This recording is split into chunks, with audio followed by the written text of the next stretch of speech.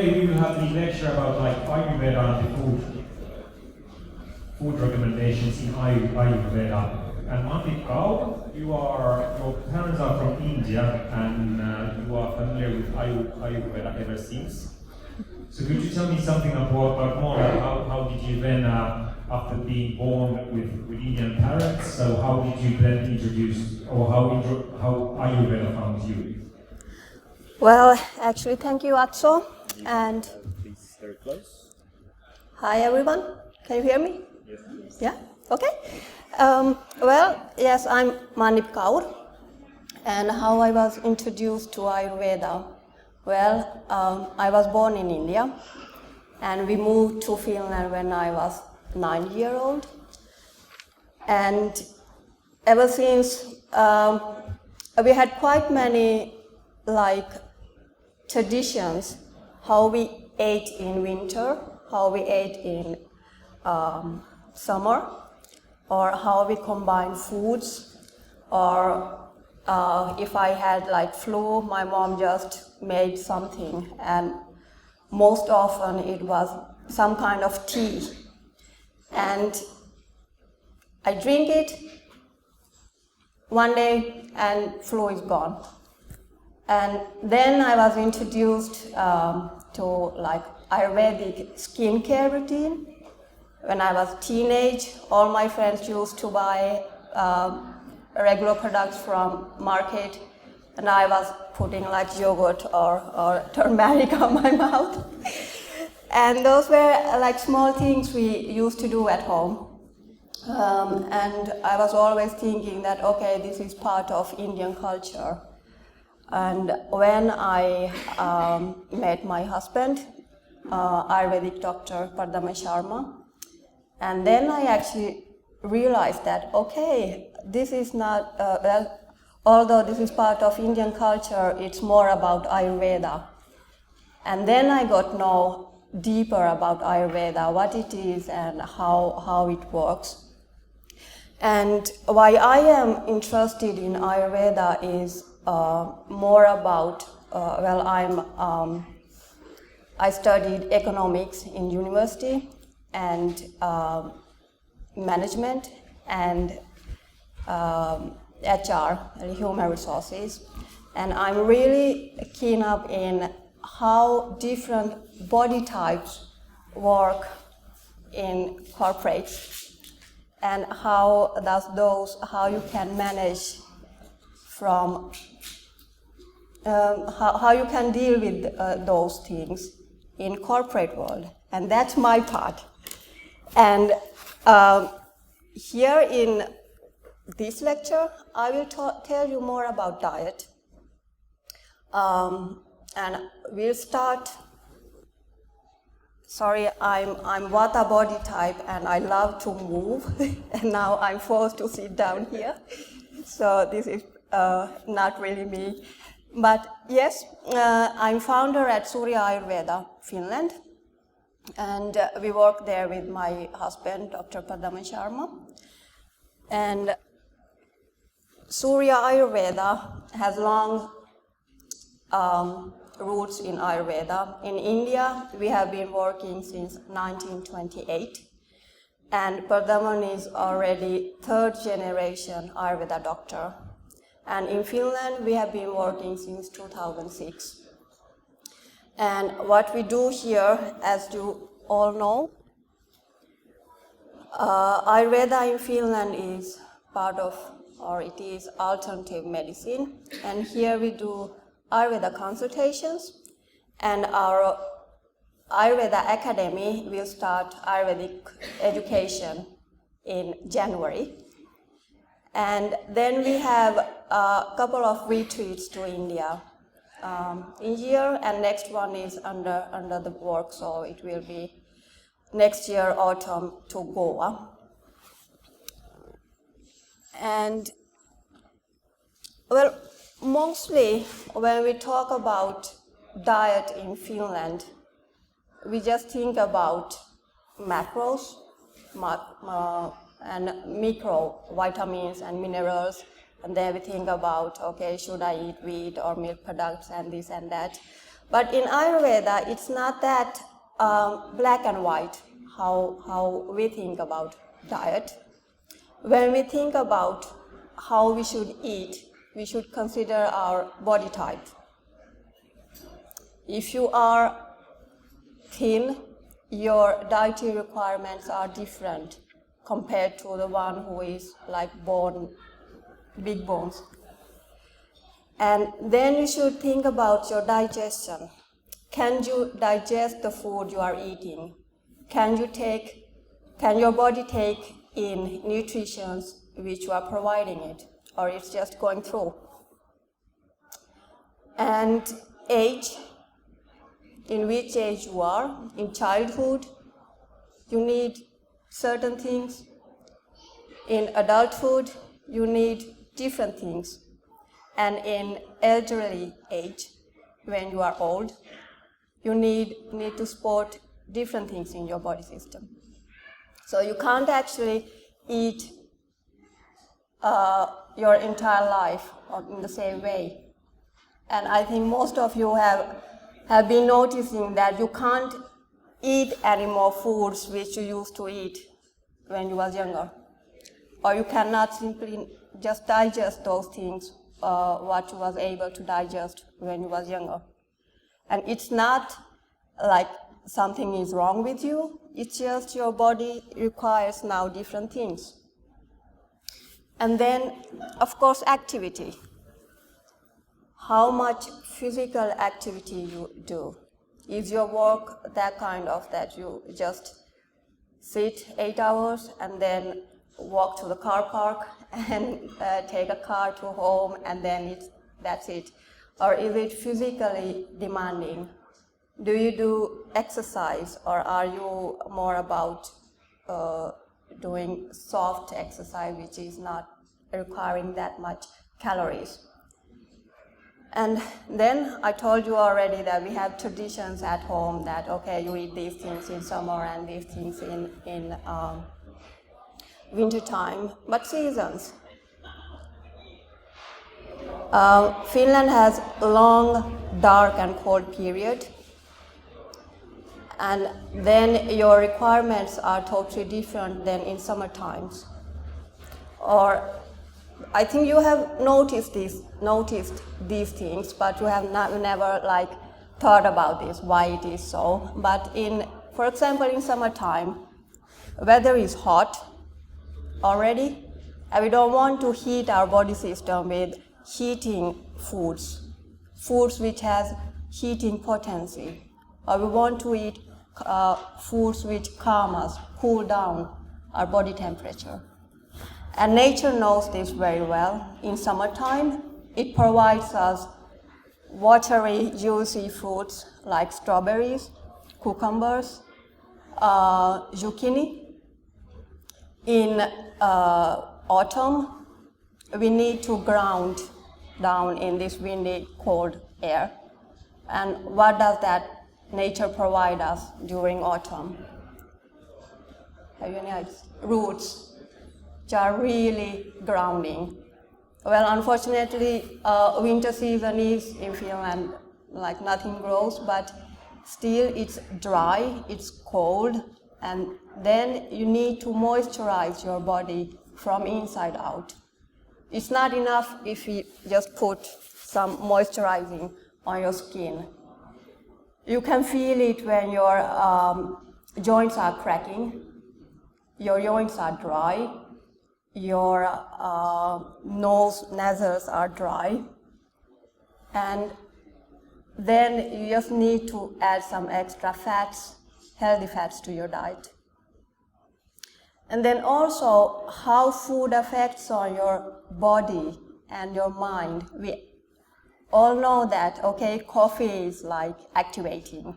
We drink lots of coffee and we are like, oh, I can't rest anymore, or it's really difficult to calm down.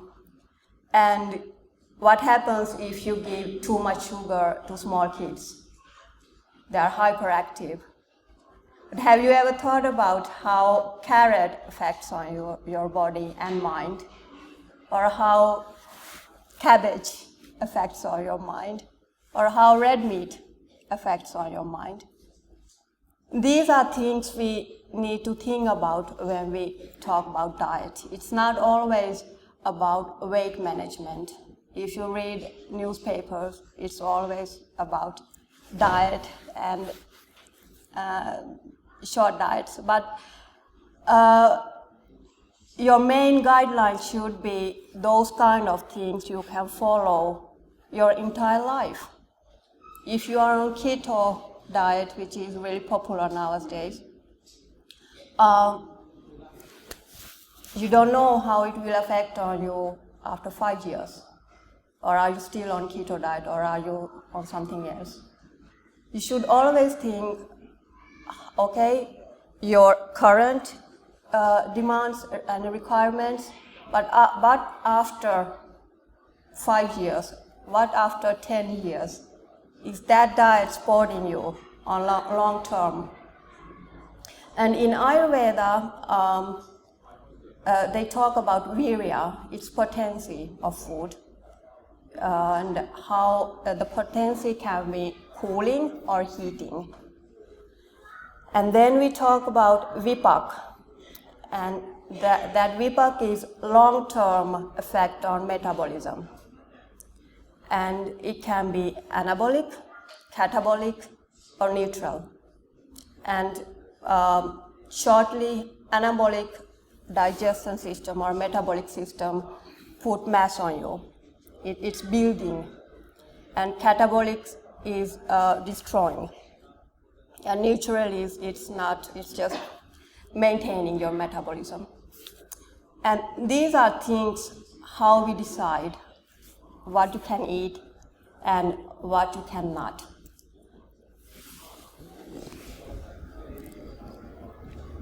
And then we think about sources, what we should eat: grains, vegetables, berries in Finland, protein, fats, dairy products.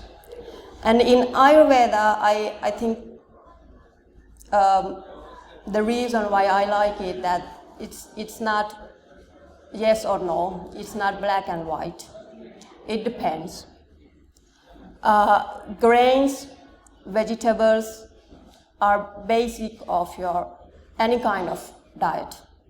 And you will notice this is not much difference from Finnish official guidelines. And the difference I will tell you in later on. But grains, you should have grains, but the main problem with grains nowadays is that they are highly manipulated. They are not in pure form anymore. And pesticides, which are used to grow grains, those are the problem. And then vegetables, fruits, and berries. We should always recommend local organic food. And protein, in Ayurveda, vegetarian diet is preferred. But we have noticed in Finland, although the part of vegetarians is growing, the meat is still the base of the diet. But still, there are two kind of schools in Ayurveda. The one is things that, okay, no meat in any forms. And there is another one, okay, you can use meat like medicinally uses. And fats, nuts, good healthy oils like olive oil, sesame oil, almond oil, those are suggested. And ghee, how many of you have heard about ghee? Almost everyone. Well, ghee is actually, it's made of butter, and it's lactose-free, it's casein-free, it's just the protein of the milk, fat of the milk. And in Ayurveda, ghee is preferred over all other butter or olive oil or even sesame or almond oils because it's animal fat. We need certain amount of fats, and some of our vitamins and nutritions are fat juiceable, like rasvaliukoisia. And then dairy product. In Ayurveda, milk products are used in form of paneer, in milk, in lassi, it's piimä. And if you notice, these are all fermented dairy products. And when you use milk directly, it's only 1 cup of hot milk. It's never cold. Do you know why? You should drink cold milk. It produces mucus. It increases kapha. And that's one reason why people are nowadays avoiding milk products totally. We do not recommend that one.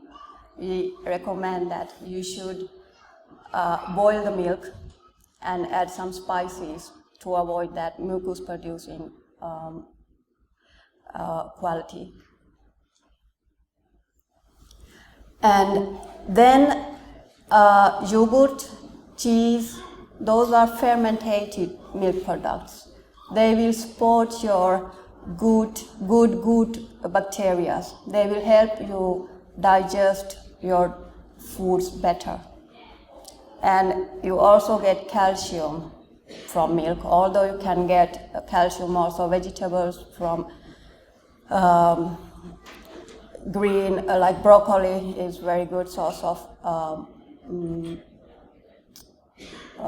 calcium. But however, when you think about sources of food, you should not limit your diet to certain food groups.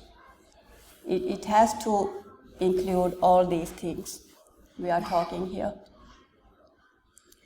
And one thing you should consider is that food what you are eating, is it clean?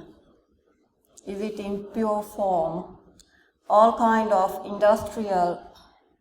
industrially produced food is not good for your health, because actually when you eat grains like whole wheat or grains in the purest form, your body knows how to digest it. When you process it in different way, especially in food industry, lots of food components are like put in different things.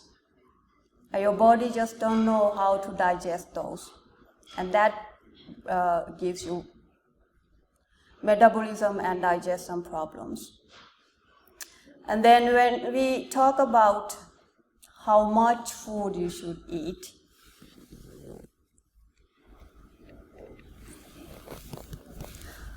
well, in Ayurveda we have 3 basic plate models, and in Finnish these official plate models we have only 1. But in Sweden they are already having 3 plate models, and it's like amazing how well they knew in Ayurveda already 2,000, 3,000 years ago what Swedish are doing now. They have 3, in Sweden they have 3 plate models. In Ayurveda we have 3 plate models. One is for Vata body type, and Vata body type in Ayurveda is that energetic body type. Vata needs lots of energy because they are active, they are almost hyperactive, and their body build is like mine is. They are really thin, it's really difficult to put weight on. And from where you get energy, you get it from grains. That's why we suggest for Vata that you should eat half of your plate, you should fill in with grains, be it rice or pasta, or why not potato. And then 1/4 vegetables, fruits and berries, and protein 1/4 of the plate. Why only 1/4 of the plate? Because in Ayurveda, if you think about how your tummy works, how well food is digested, Vata has very variable digestion. Sometimes you can digest very well, and sometimes nothing is moving anywhere. And protein is one of the hardest, especially red meat.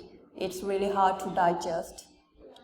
And that's why for Vata, we suggest only 1/4 part of protein. And Vata body type, although it needs lots of energy, it's really dry. And you need to moisturize it with healthy fats. You can have fats. And this is really difficult to explain here in Finland because we kind of are afraid of fats. Any kind of fats is bad. When we moved in 90s to Finland, since that period, I have heard that no fats, no fats, no fats, and now it's no grains, no milk products. What is left? Vegetables. And Vata has also weak bones. I already know when I'm in my 60s, I will have osteoporosis. And that's the reason why we suggest lots of milk products to Vata. From dairy products, you get 2 benefits. You will get calcium and you will get fats. And you will get energy. And then for Pitta. And by the way, Vata in Swedish plate model, it's for active person. If you want to Google it, Google Swedish plate models, and this will be for active person. And then Pitta. Pitta is, they had moderate body build.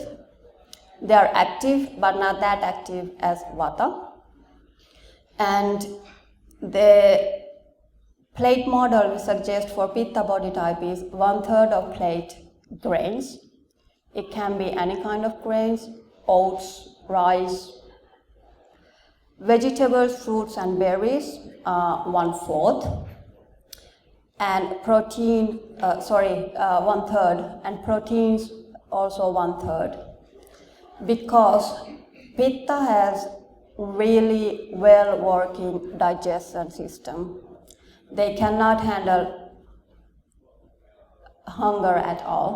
They want to eat immediately and they need to get food immediately.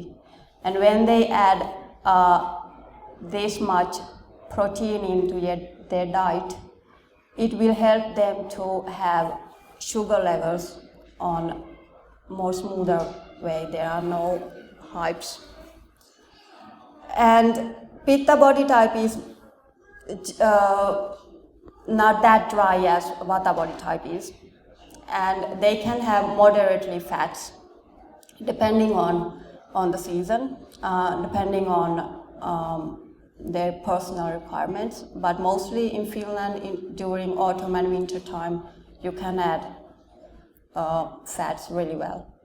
And dairy products, okay, moderately. They can use moderately. And for Pitta, we do not suggest spicy food, because there are certain spices used like pepper, chili, garlic, ginger, onion.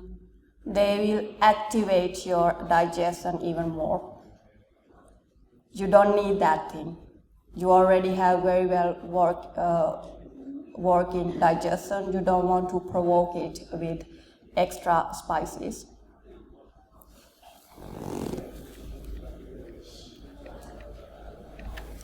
And then kapha body type. In Ayurveda, kapha body type is the biggest one. They have wide body build. Their chest is wide, their hip is wide. And for them, and generally kaphas are not that active either compared to pitta and vata. For them, only 1/4 of grains. That's really little. Vegetables, half of the plate. Protein, kapha's digestion is also quite slow. They are not able to digest big amounts of protein. That's why for them we suggest only 1/4 protein. And kaphas has lots of mucus. They have fats already. They don't need to add fats mostly at all. But if you add fats, try to get those fats from healthy nuts, oils, let's say avocado, but the least amount of fats compared to vata and pitta. And then dairy products, it's also a requirement is minimum. You don't need that much. And kapha should add spices to their diet. You should add black pepper, ginger, everything what was not suggested to pitta body type, because they need to boost their digestion system. Do you have any questions here? You can also ask in Finnish if you want to. Yeah? Egg. Egg is okay. For kapha, egg will increase cholesterol levels easily. So you can have it, but not that much. Occasionally, it's okay. For vata body type, it's okay. It's warming, it's moisturizing. You will get good fats also. And for pitta, egg's potency is heating. If you are like having already acidity or bloating or constipation, any digestion problems, we don't suggest red meat or egg. I have a question. Yes? In moderate amount. Not big amounts, because it's drying in effect.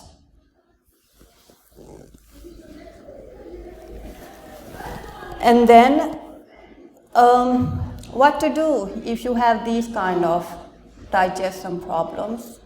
Bloating, gas, acidity, constipation. Bloating is the refluxi. Eli kaikki nousee ylös. Gas is ilmavaivoja, acidity, närästys, constipation, ummetus. Ja tässä well, one is missing from here, and it's diarrhea. What you can do to this? Well, bloating and gas are most related to vata. Acidity is most related to pitta. And constipation, it can be any, it can be vata, pitta or kapha. But the reason behind this is different. And you can support your digestion system with one drink. And that magic drink is, you can add equal parts of cumin, fennel seeds and coriander seeds. Eli juustokumina, fenkolin siemenet ja korianterin siemenet. Yhtä suuri määrä. And you should boil those in water. Let's say if you have 1 teaspoon of each, and then you can have 3 deciliter of water. Boil them until half of the water is left. Sieve it and bottle it in glass jar or in any bottle. You can store it in fridge. You can drink that throughout the day. And there is no limit actually how much you can drink it. We have been giving this to my son since he was 6 months old. We used to give him 1 teaspoon. And I have been taking it like tea. And you can have it after your meal or before your meal. It doesn't matter. And by the way, my son is over there I'm talking about. You are so small, you can't remember anything. Okay? And this was shortly. I was given 30 minutes and now it's 31 minutes. It was well-used time. And thank you very much. You can send me any feedback or questions directly to me. Here is my email. And me and Pardaman also have write a book in Finnish on Ayurveda, Pohjoista Ayurveda, keholle mielelle iholle. It will be out in January. So it's really basic level of Ayurveda. If you don't know anything about Ayurveda, this will be a good start. Okay, thank you very much for your time. Thank you.